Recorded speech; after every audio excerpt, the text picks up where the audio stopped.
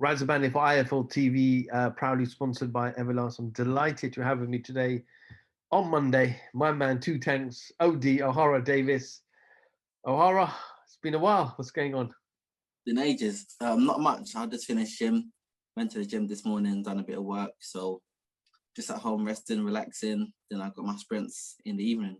So just back in the gym now, getting my thing on.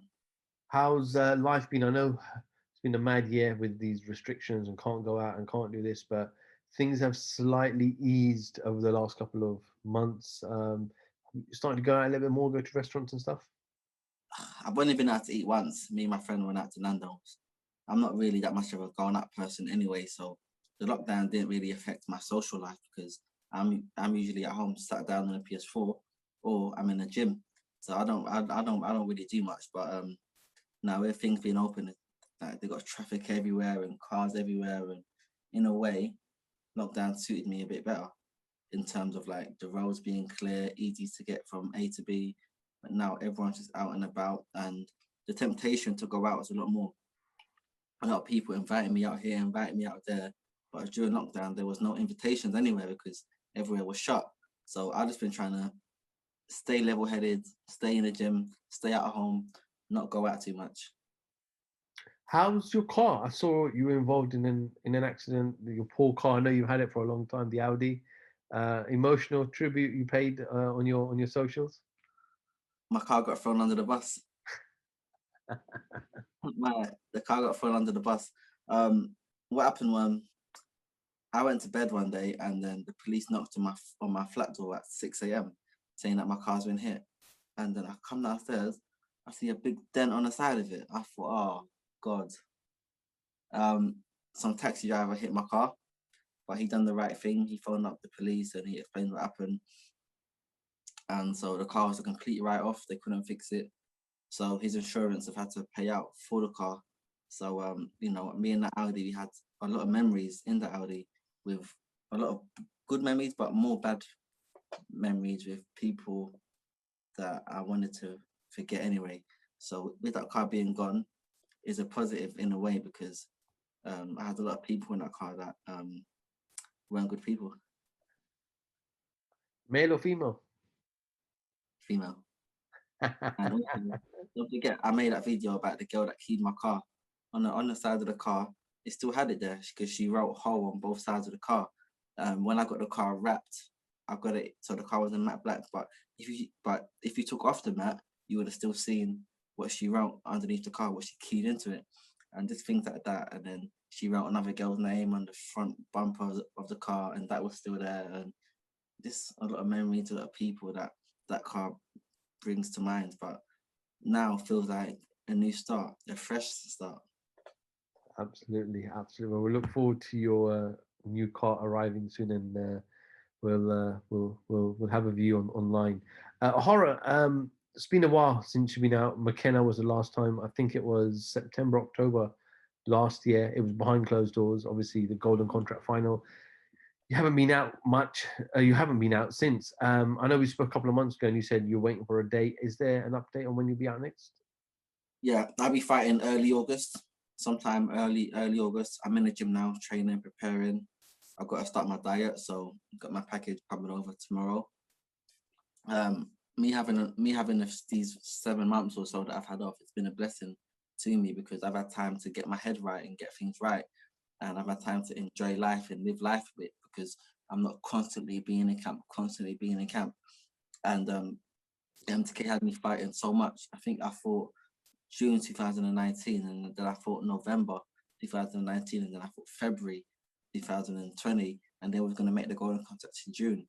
And I remember I had to phone them to Cal. I'm like, mate, like you got to give me a rest. You're giving me these fights way too soon, and I need some time to chill. And then with the whole lockdown, I wasn't sure when the golden contract final was actually going to be. So I was in camp from like April. I was in camp from April for months. I was in camp not knowing when the fight it was going to be. So after my last fight, I said, you know what, I want to enjoy a bit of time off. And then after I enjoyed a bit of time off, certain things came up. I feel like I needed to get my head in the right place. If my training team was I had to update that. Kevin Mitchell was no longer a part of our training team, so had to make a few adjustments. And I'm ready to start camp now. So early August, we're looking at getting me back out. In terms of your head trainer now, who is your kind of lead trainer? We got Will Jones as the lead coach, and we've also brought Al Smith on board, who's a very experienced good coach. He'll be working alongside Will, but Will Jones is the head coach. Ohara, you said you needed some time off to kind of just get things sorted in your life outside of boxing. You're 29, not going to get any younger. I think what 3 or 4 years of roughly average fighters stay around 33, 34. So haven't got long left now. What's the targets? What's the goals? A lot of people have been saying that I haven't got long left, and that's actually true. I don't have that long left. But when you look at most fighters end their boxing careers early when after taking damage. Like you look at Tommy Cole, prime example. If he spent his boxing career not having war after war after war, taking 1,000 shots a fight, his boxing career it would still be. But his boxing career it only got cut short because he took way too many shots. And I haven't taken any damage in the sport apart from when I fought Taylor. When I fought Taylor, that's the only fight I've had where I've taken any damage. You find me another fight where I've taken any damage, and I haven't. So my boxing career could last a long time, as long as I've got a style where I'm not getting hit that much. I'll fight until I'm 45 years old if I need to, if I want to. Yeah, I think I've got a lot of time left. I'm not looking at retiring anytime soon. But also one thing I've learned is that you can't rush things.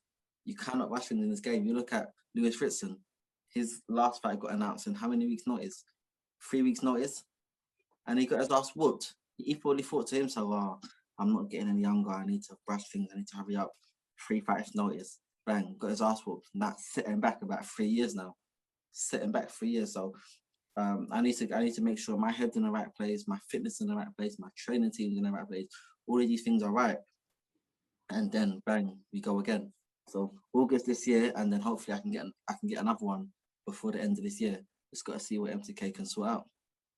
You mentioned the Josh Taylor, a man you fought, and obviously that was your your loss to Josh, which I know you watched the fight back for the first time during McKenna Fight Week. Now Josh has gone on to beat Ramirez, capture all the belts, become undisputed in 18 fights. As much as he's a rival and a person you fought before, you have to give him credit for what he's achieved so far. Yeah, I give everyone credit for what they achieve, and he's done good. He's done very good, and I'm proud of him. He's gone far. He's gone far in the sport. I don't think about him no more. I don't think about the fight. He's on his path, and I'm on my path. We're on 2 different parts of our boxing career now. At one point, we was both in the same part of our boxing career, and that's when we fought against each other. Now we're in different parts of our boxing career, so he's not someone that I really think about. He's done good. He'll be fighting Catterwell next, probably knock out Catterwell, and then probably end up going up a weight class. We're in different parts of our boxing career right now. But having that loss to him, is there not something inside you that says, I want to avenge that defeat one day? 100%, 100%. I've always got that thing inside of me, but then the other voice in my head says, take it step by step. I can't be thinking about step 3 when I'm on step 1. I can't miss out step 2, because when I start thinking about step 3 when I'm in step 1, I'm not going to pass step number 2. I need to put all my focus into what's next. And then once I pass what's next, then I can think about what's next. And then when I get there, then I can think about having the rematch. But me speaking about that now, I'm number 13 in the WBC, and I can't be talking about I want to fight the world champion. I need to get in the top 10 first. Then I need to get in the top 5, then the top 3. Then bang, I'm ready for it. But until then, I just think I just got to take it step by step. It would probably sell a lot more if I come in here like I used to talk a lot of shit before, that I come in here and be unrealistic. But I'm a lot older now, a lot smarter, a lot wiser, a lot more humbler, if that's a word. It's just about being realistic now. So I just got to take care of what's next. I remember a number of years ago, you were involved in an incident with Floyd Mayweather. I was there, and we were talking about Gervonta Davis, and he was talking about Javante Davis at the time, the youngest champion, and you said, Floyd, if you weren't set, he can come up to 140 and he can get it. Mhm, Javante is moving up now to 140 pounds this week. mhm. He fights, is it this week? I believe it is, yes. On the weekend, he takes on Mario Barrios, who's also undefeated. Um, what do you firstly make of Javante coming from 130, missing 130 pounds, going straight to 140? Uh, oh yeah, he's missing 135, isn't he? I don't know. I haven't really thought about him. He hasn't had his first fight yet at this weight class. Once he has his first fight at this weight class, he might think to himself, "Shit, these guys are big motherfuckers. I'm going back down, or I'm going down to 135." But he probably won't go to 135 because they got like Devin Haney, Teofimo Lopez, and a lot of these guys will beat him. Lomachenko, a lot of these guys they'll beat him. So he's coming up to 140, thinking Josh Taylor's probably going to be going up in weight soon, and he got a bunch of no good fighters there like Lewis Ritson and Robbie Davis Jr. These Brits that the English people think are so good, but they're trash, complete trash. But they're thinking I've got these guys on the top 10 and of the governing body. Hell yeah, I'd have a bit of that.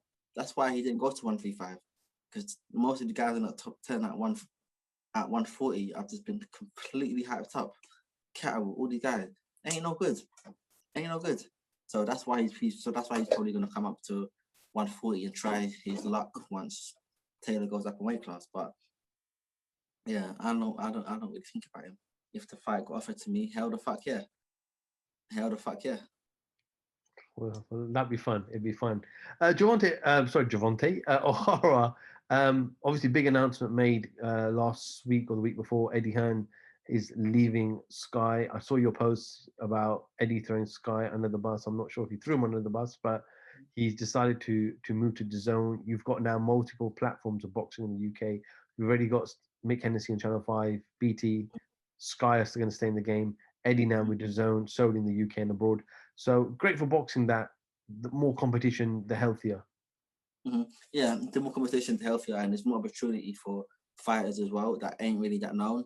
You know, during COVID, a lot of fighters on the small horse scene have experienced a lot of hardship because a lot of these guys at first they were fighting every 3 or 4 months, selling all those tickets just to be able to fight.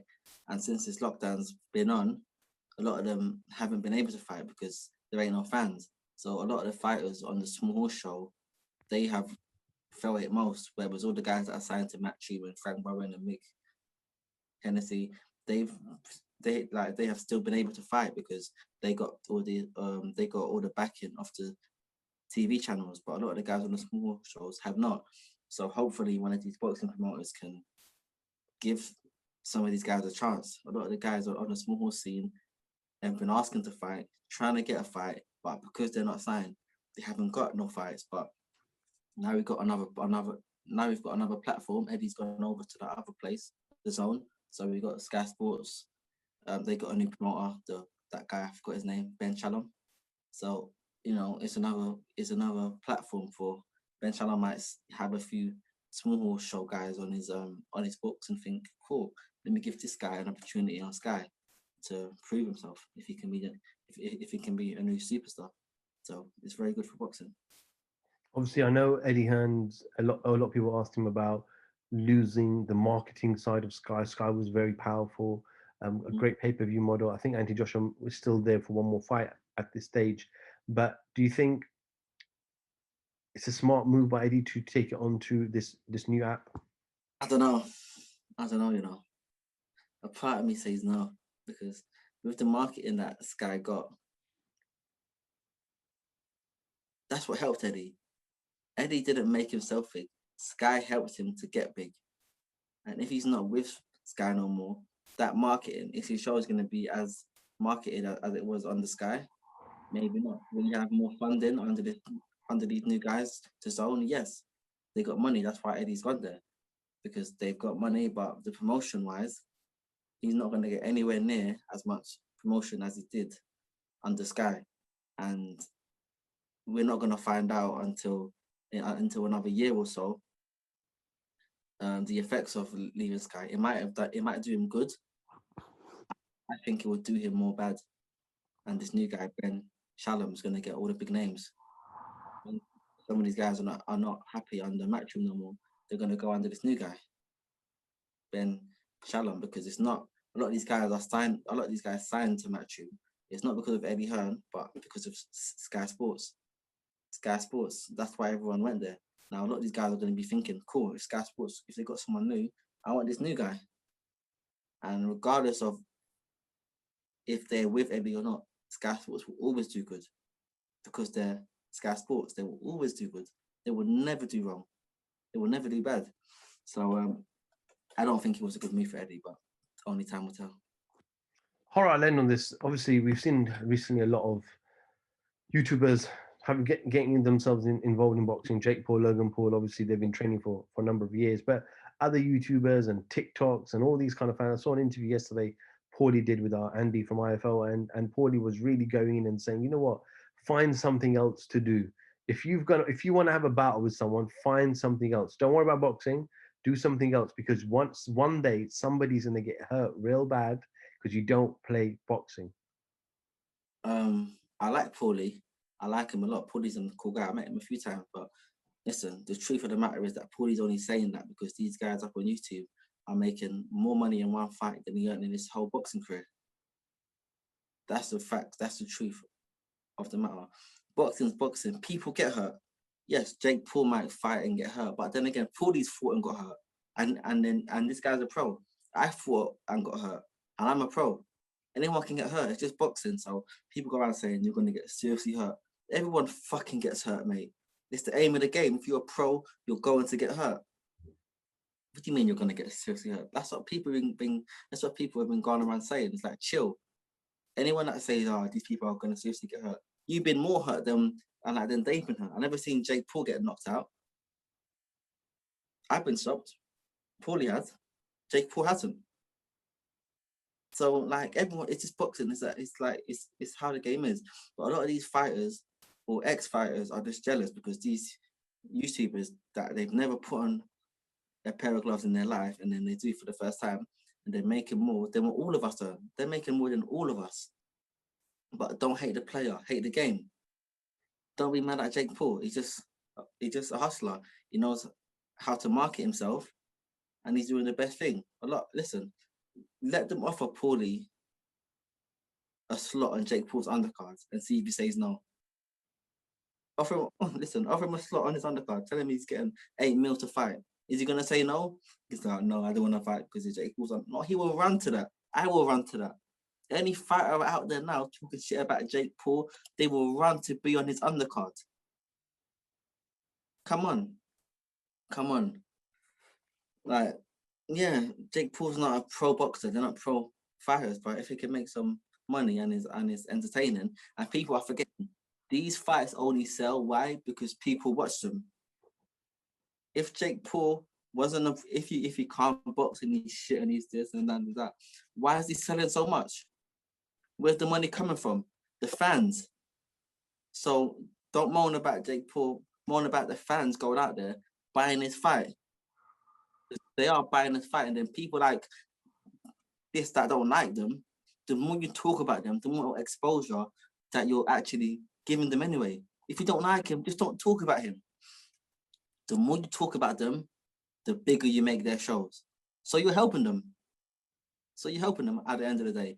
It don't make sense. A lot of these guys just need to stop hating. Because he's making more than all of us. Jake Paul in his last fight, how much did he make? 67 million? Man, we're lucky if you make 60. We're lucky if we get 67,000. This guy's talking about 67 million. I can understand why they're hating, but at the end of the day, hating's a mindset, and it's not a good mindset to have.